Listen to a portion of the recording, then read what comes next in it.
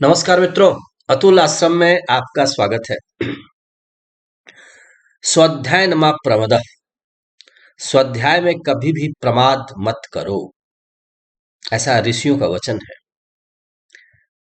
स्वाध्याय च प्रवचने च। स्वाध्याय करने के बाद जो कुछ बात समझ में आती है उस पर प्रवचन करो, उस पर विचार करो, चर्चा करो लोगों के साथ, मतलब ज्ञान का प्रसार करो।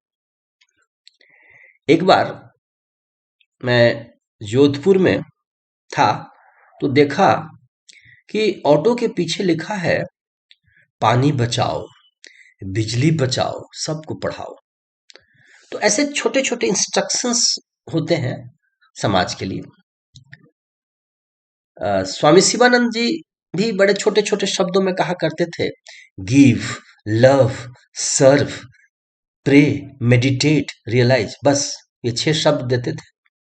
उसी तरीके से हर जगह कुछ न कुछ बात होती है और बहुत संक्षेप में कहने का रिवाज है, सूत्र में। तो ऐसे ही तैत्तरीय उपनिषद के ऋषि कहते हैं, स्वाध्याय मा प्रबद, स्वाध्याय च प्रवचने च। उसी के अंतर्गत हम उत्तर भारत में या कहिए पूरे भारत में या विश्व में महान ग्रंथ रामचरितमानस का अध्ययन करते हैं, चिंतन करते हैं, मनन करते हैं और आपस में चर्चा करते हैं। मित्रों, जब भी आप रामचरितमानस को पढ़ेंगे आप बरबस आकृष्ट होंगे कुछ शब्दों के प्रति जो भारतीय चिंतन के मूल में है और गोस्वामी जी से कैसे छूट सकता है। वो शब्द हैं ज्ञान, भक्ति, विवेक और वैराग्य। मानस भरा पड़ा है इससे। तो मैं कुछ, ये है हमारे पास मानस का एक गुटका, देखिए, ठीक है। तो अब इसको देखिए तो आप इसमें पाते हैं अयोध्या से लोग गए हैं राम जी को लाने, फिर लोग वहां से लौटे हैं और राम जी, माता सीता, भाई लखन, ये सब चित्रकूट में ही रह गए हैं और बाकी लोग लौट आए हैं। तो वहां गोस्वामी जी कहते हैं, सानुज सानुज सिय समेत प्रभु राजत परन कुटीर। भगवान अपने भाई और प्रिय पत्नी के समेत कैसे विराज रहे हैं अपने पर्ण कुटीर में, अपनी कुटिया में, पत्ते से बनी हुई इस कुटिया में कैसे विराजते हैं। कैसे? उदाहरण देखिए, भक्ति ज्ञान वैराग्य जिमी शोभत धरे शरीर। गोस्वामी जी को, हा हा, गोस्वामी जी के नैनों में वो अपने खुले क्या दर्शन कर रहे हैं, कर रहे हैं कि मानो ज्ञान, भक्ति और वैराग्य ने शरीर धारण कर लिया हो। ऐसे उदाहरण देते हैं गोस्वामी जी। राम जी, सीता जी, लखन जी को देख करके उन्हें लगता है कि ज्ञान, भक्ति और वैराग्य देह धारण करके बैठे हुए हो, ऐसा दिखता है उन्हें। इसी तरीके से बालकांड में आता है कि मनु और शत्रुपा जी तपस्या के लिए निकलते हैं घर से। हो ही न विषय विराग भुवन बसत भा चौथपन, हृदय बहुत दुख लाग जन्म गयउ हरि भक्ति बिन। बरबस राज सुतहितब दीन्हा, नारी समेत गमन बन किन्हा। अब उसमें देखिए आगे फिर पंक्ति देखिए, पंथ जात शोभत मति धीरा, पंथ जात शोभत मति धीरा। कैसा लग रहा है, कितना कैसे सुशोभित हो रहे हैं यहाँ पति पत्नी दोनों। ज्ञान भगति जनु धरे शरीरा, मानो ज्ञान और भक्ति ने शरीर धारण कर लिया है। तो गोस्वामी जी को कितना प्रिय रहा होगा ये ज्ञान और भक्ति, आप सोचिए। सर्वत्र उन्हें ज्ञान और भक्ति दिखाई देती है, सर्वत्र। विवेक, हाँ, वैराग्य, ज्ञान, भक्ति। वहां तो कहा लखन जी को वैराग्य कह दिया, सीता जी को भक्ति कहा, राम जी को ज्ञान कहा। यहाँ पर मनु शत्रुपा जी को ज्ञान और भक्ति कह दिया। तो फिर विवेक और वैराग्य, हा, इससे भी भरा पड़ा है मानस। हाँ, विमल विवेक, विमल विवेक। बिनसत संग विवेक न होई, राम कृपा बिनु सुलभ न सोई। ये सब मैं अपने स्मृति के आधार पर कह रहा हूं मित्रों। तो देखिए, सत्संग से विवेक होता है और सत्संग राम कृपा से मिलती है। विवेक, विवेक क्या है? निर्क्षीर न्याय है। विवेक के ही आधार पर तो आप अंतर कर पाते हैं, कौन सा रास्ता चलने का है, कौन सा नहीं चलने का, क्या चुनना है, क्या नहीं चुनना है, श्रेय और प्रेय का मार्ग क्या है। विवेक ही तो बताता है इस चीज को। आजकल लोगों का नाम भी विवेक होता है, पहले भी होता था। हालांकि नामों का आधुनिकीकरण हुआ है, लेकिन अभी भी हमारे आसपास विवेक, कई विवेक हैं हमारे आसपास में। तो यह है विवेक। और वैराग्य, वैराग्य डिटैच करने की क्षमता, वैराग्य है। जानिए तब ही जीव जग जागा, जब सब विषय विलास विरागा।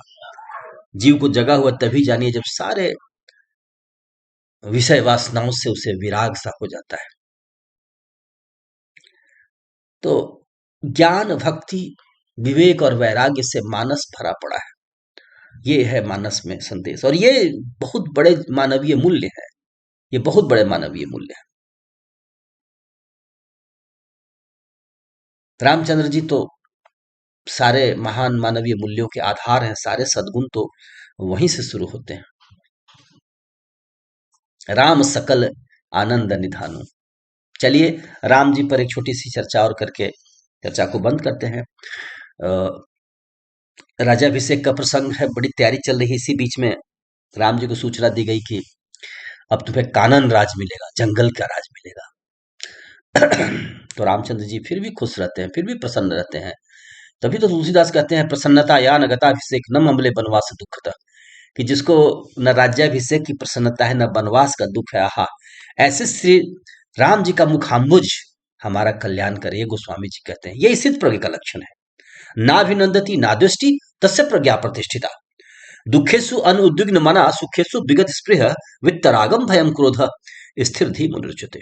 तो रामचंद्र जी क्या कहते हैं, उस परिस्थिति में भी बड़ी प्रसन्न है। कहेगा, अरे ये तो बड़ा, बहुत बड़ा सुयोग मिल गया कि जंगल में जाना, ऋषि मुनियों का दर्शन करना, उनकी सेवा करना, ये तो सत्संग का बहुत बड़ा अवसर है। जैसे किसी को देशाटन की सुविधा मिल जाए, तो रामचंद्र जी तो प्रसन्न हो जाते हैं सुन करके। फिर वो कहते हैं, सुनु जननी सोई सुत बड़ भागी, जो पितु मातु चरण अनुरागी।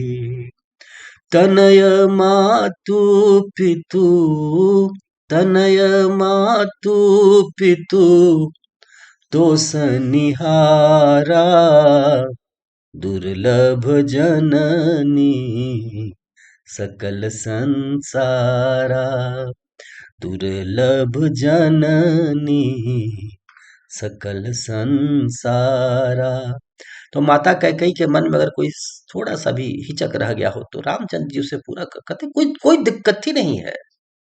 ये तो वनगमन तो परम सौभाग्य का विषय है। भरत प्राण प्रिय पावहि राजू, ऐसा। तो ये श्री रामचंद्र है, ये श्री रामचंद्र है। हर परिस्थिति में प्रसन्न रहने, तभी तो हम उनकी पूजा करते हैं, तभी तो हमारे आदर्श हैं वो, तभी तो हमारे प्रभु हैं। उन्होंने राह दिखाया है कैसे जीना चाहिए। गोस्वामी जी, वाल्मीकि महर्षि भी उनकी प्रशंसा की, माने करने से थकते नहीं हैं। उन्होंने कहा है राम जी के बारे में, सह सर्वे गुणोपेत कौसल्यानंद वर्धन, समुद्र इव गांभीर्ये धैर्य न हिमवानिव। कि वो सभी गुणों से संपन्न थे, सह सर्वे गुणोपेत, और माता कौशल्या के आनंद को वर्धित करने वाले थे। क्षण क्षण माँ का आनंद बढ़ता था उनको देख करके। कौशल्यानंद वर्धन, राम जी कौशल्यानंद वर्धन है। और क्या है, समुद्र इव गांभीर्य, उनकी गंभीरता समुद्र जैसी है। समुद्र दोस्तों तीन तरफ से भारत को घेरे हुए है, जिसका पांव पखारे सागर, गंगा भरे संवारे गागर। हमारा देश, हमारे देश के चरणों को समुद्र धोता है। माँ भारती के चरणों को समुद्र धोता है, समुद्र उसका प्रक्षालन करता है। और वो समुद्र से घिरा हुआ भारत, तो भारत, भारत के महापुरुष राम, राष्ट्र के मंगल करने वाले हमारे भगवान, तो उनके सद्गुणों की चर्चा में समुद्र क्यों नहीं आएगा भाई? तीन तरफ से तो समुद्र है। तो समुद्र इव गांभीर्य, भगवान का, श्री राम जी का, कि गंभीरता समुद्र जैसी है।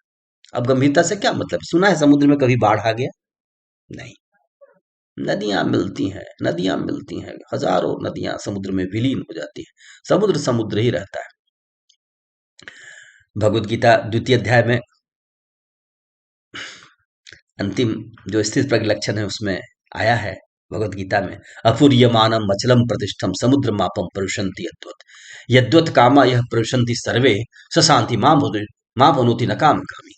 समुद्र में जैसे नदियां मिल करके भी समुद्र को चंचल नहीं करती हैं, वैसे ही स्थित प्रज्ञ पुरुष में सारे सुख दुख समा जाते हैं, वो अचल होता है वहां। तो रामचंद्र जी कैसे हैं? समुद्र व गांभीर्य। और उनका धैर्य कैसा है? धैर्य फिर हिमवान की तरह। यह है श्री राम। जैसे मेरे श्री राम है वैसा नहीं कोई। तो मानस के इन शब्दों पर आज हमने चर्चा की, इस पर हम विचार करें और आगे बढ़ें। ज्ञान, भक्ति, विवेक, वैराग्य, ये मानस में सर्वत्र भरे पड़े हैं। तो आज इतनी ही चर्चा मित्रों, आप आसपास चर्चा को जारी रखें। ऋषि मुनियों के दिए हुए साहित्य का हम मनन करें, अध्ययन करें। इस संसार में तीन तरह के आनंद हैं: अच्छे संगीत सुनना, अच्छी किताबों को पढ़ना, और महापुरुषों के समीप जाकर के बैठना। तो देखिए, इसमें जो भी उपलब्ध हो उसका उसका लाभ उठाइए और मानव जीवन को धन्य कीजिए। जय श्री राम, जय भारत, जय जगत।